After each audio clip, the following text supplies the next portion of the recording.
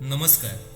विचारांची श्रीमंती या आपल्या यूट्यूब चॅनलवरती तुम्हा सगळ्यांचं पुन्हा एकदा मनापासून स्वागत.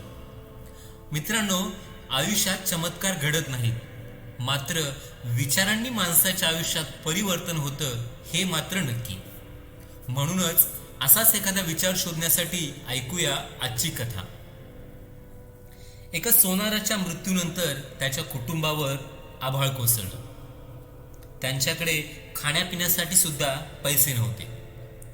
एके दिवशी सोनाराच्या पत्नीने आपल्या मुलाला नीलमणीचा एक हार दिला आणि म्हणाली, बेटा, हा हार घेऊन तुझ्या काकांच्या दुकानात जा आणि त्यांना सांग की हा हार विका व आम्हाला काही पैसे द्या.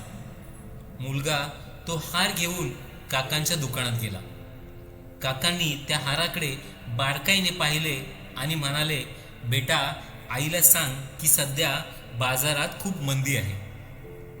थोडे दिवस थांबून नंतर तो हार विकल्यास तुम्हाला चांगला भाव मिळेल.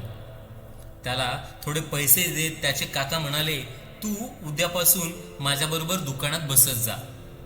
दुसऱ्या दिवसापासून तो मुलगा रोज दुकानात जाऊ लागला आणि तेथे बसून हिऱ्यांची व रत्नांची पारख कशी करायची ते शिकू लागला.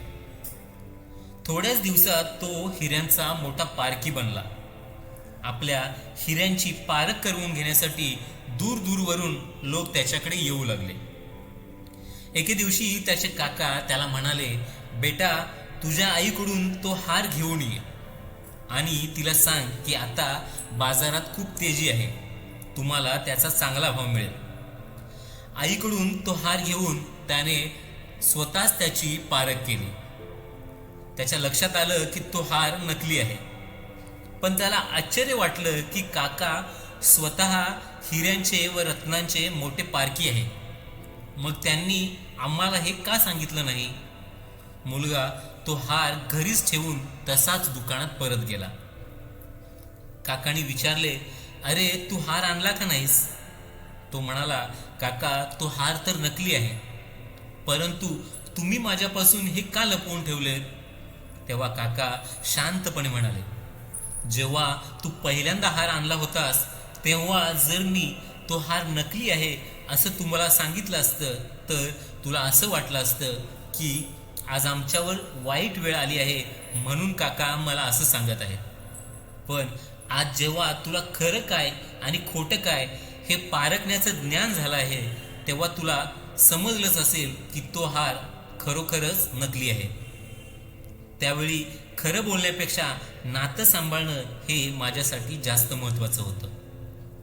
मित्रांनो, सत्य हे आहे की या जगात खऱ्या ज्ञानाशिवाय आपण जो काही विचार करतो, पाहतो आणि जाणतो ते चुकीचं आहे आणि म्हणूनच अशा गैरसमजुतींना बळी पडून आपल्या नातात दुरावा निर्माण होतो आणि आपलं आयुष्य भरकटायला लागतं. ज्या अदृश्य धाग्याने नातं विणलं जातं त्याचे पोषण हे प्रेम आणि विश्वासावरच होत असतं. नात्यात निर्माण झालेल्या थोड्याशा दुराव्यामुळे कोणाचीही साथ सोडू नका, नाहीतर लोकांना आपलंसं करण्यात आपल्याला आयुष्य खर्च करावं लागेल. नमस्कार. तुम्हाला ही कथा कशी वाटली ते आम्हाला कमेंट करून नक्की कळवा. तसेच तुम्हाला हा व्हिडिओ आवडला असल्यास आपल्या मित्रांसोबत आणि नातेवाईकांसोबत शेअर करायला विसरू नका. तसेच तुम्ही अजूनही आपल्या या चॅनलवरती नवीन असाल तर आजच आपलं विचारांची श्रीमंती हे चॅनल सबस्क्राईब करा. नमस्कार. धन्यवाद.